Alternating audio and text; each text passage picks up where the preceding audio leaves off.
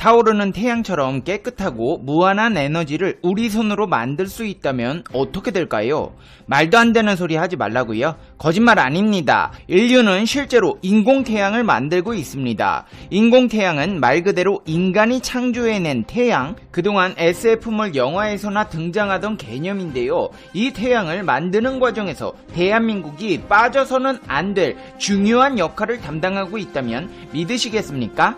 못 믿으시겠다고요? 진짜인지 아닌지 자세히 알아보겠습니다. 팩트TV 팩트체크. 하늘 아래 인공태양을 만들기 위한 인류의 도전이 시작되었습니다. 하늘의 태양을 땅에도 만드는 것인데요. 프랑스 남부 카다슈라 이터 국제기구에서 개최된 장치 조립 착수 기념식을 기점으로 본격적인 국제 핵융합 실험로 이터의 조립이 시작되었습니다. 인공태양은 꿈의 에너지입니다. 바닷물을 활용해 거의 무한정 생산이 가능하고 방사능 위험이나 온실가스 배출도 없는 청정에너지입니다. 원자력 발전소 같은 핵분열이 아니라 핵융합 방식이라서 방사능이 새거나 폭발할 위험도 없습니다. 한마디로 꿈에만 그리던 친환경 무한정 에너지에 가까운 형태를 띠고 있습니다. 이런 꿈같은 에너지를 만드는 과정은 쉽지 않습니다. 이터의 설계에는 무려 10년 이상의 시간이 걸렸습니다. 2007년 건설을 시작했는데 13년 만에야 조립에 들어간 것입니다. 건설 단계 사업비로만 약 71억 유로가 투입되며 미국, 러시아, 유럽연합, 중국, 인도, 일본, 대한민국 등 총 34개국이 참여하는 역사상 가장 큰 규모의 국제 공동 연구 개발 사업입니다. 총 사업비는 총 131억 유로 약 17조 원이 들어갈 것으로 예측되고 있습니다. 한마디로 지금까지 해온 공동 연구 과제 중 인류의 최대 프로젝트입니다. 그 중에서도 우리나라는 이터 사업에 상당한 기여를 해왔고 해나갈 것인데요. 한국은 초고온을 견뎌내는 진공 용기 등 핵심 부품을 만들었습니다. 태양처럼 초고온을 내는 장치인 만큼 부품 하나가 4층 건물 높이에 수백 톤씩 합니다. 국내 기업 110여 곳이 참여했습니다. 그 중에서도 삼원기계가 만든 열차 폐차는 전체 높이가 약 20m, 직경이 약 20m인 대규모 장치입니다.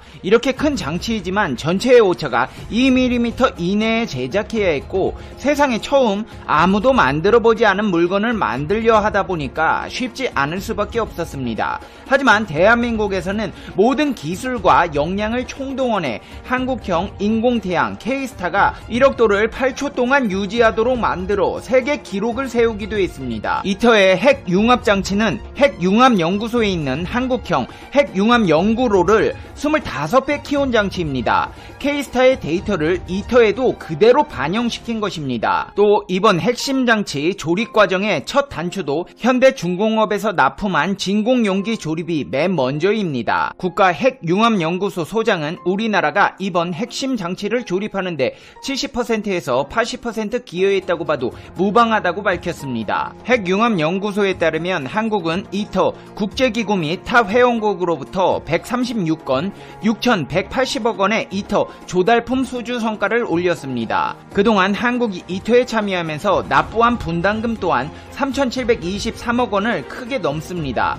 여기에 투자된 대부분의 돈은 국내 기업으로 흘러가거나 고용 창출과 핵융합, 상용화 기술에 쓰인 셈입니다. 핵융합연구소는 이터의 9.09%의 현금과 현물을 분담에 참여하지만 핵융합 기술력 100%를 확보할 수 있는 가성비, 갑인 사업이라고 설명했습니다. 그렇다면 이 핵융합장치는 어떻게 작용되는 것일까요? 핵융합장치는 쉽게 말해 큰 도넛 모양을 한 공간인 토카막에 중수소와 삼중수소를 넣고 플리즈마가 될 때까지 가열하는 것입니다. 태양이 에너지를 만드는 원리와 같습니다. 플리즈마가 태양 중심부보다 10배나 뜨거운 섭씨 1억 5천만 도에 이르면 핵융합이 일어납니다.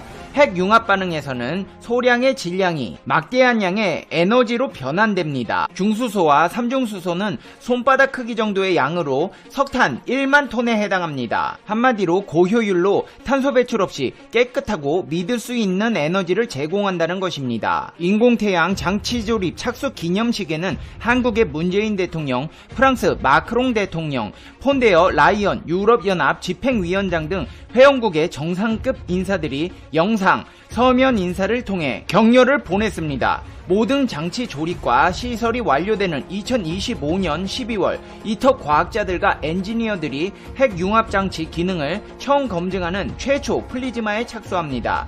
우리 정부는 이터 검증을 토대로 2050년대 핵융합 에너지 실현을 목표로 하고 있습니다. 한국이 이렇게 친환경 에너지 시대를 위해 위대한 걸음을 내딛는 순간에도 일본은 아직도 호시탐탐 방사능 원전수를 어떻게 하면 바다에 버릴 수 있을까 지구를 더럽히기 위한 음흉한 흉심을 감추지 못하고 있습니다. 일본의 음흉한 흉심을 눈치챈 국제환경단체 그린피스에서는 후쿠시마 핵발전소 오염수 방류 계획 철회를 촉구하는 서한을 주한 일본 대사관에 전달했습니다. 그린피스는 일본 대사관 앞에서 기자회견을 열고 일본 정부는 일본인들의 의견 수렴 활동을 종료하고 올해 안에 오염수 해양 방류를 확정할 가능성이 높다며 인접국 시민들의 삶을 크게 위협하고 있다고 밝혔습니다. 일본 정부는 코로나19로 인한 혼란을 틈타 지역 주민 산업계와 간담회를 열고 오염수 해양 방류에 대한 동의를 요청했다. 그러나 일본 정부의 계획을 저지하기 위한 일본 시민과 지역사회의 노력도 이어지고 있다고 밝혔습니다. 방사능 오염수 방류 저지 노력들은 일본 내에서도 이어지고 있는데요.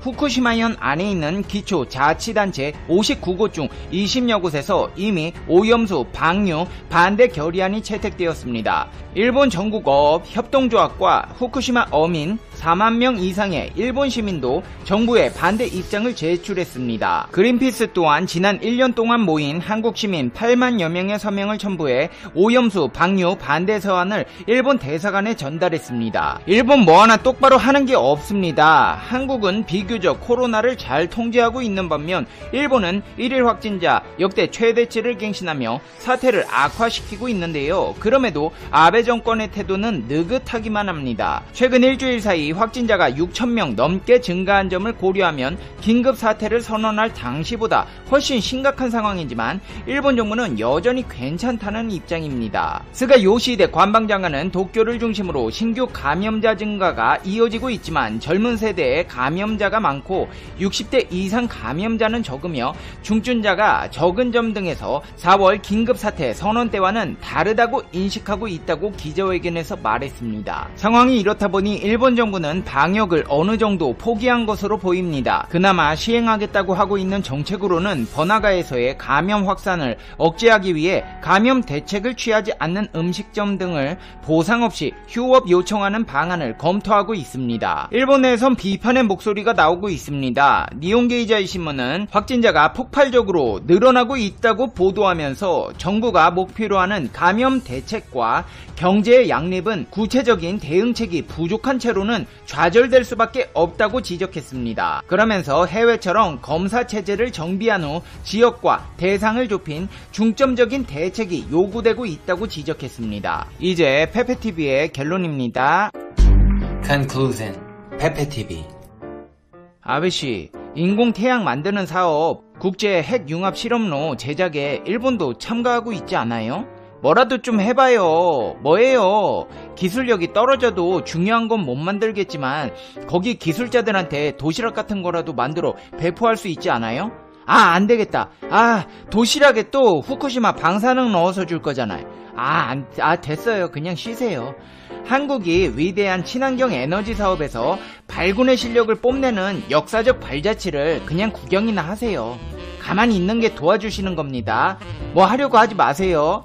코로나 바이러스로 시끌벅적한데 왜 또 방사능 오염수 바다로 버리겠다고 사람들 모아다가 사인 받고 저희 이것 좀 버리겠으문이다. 동의한 것이문이다. 대충 얼버무려가 인류의 위기를 초래하려는 흉악한 용심.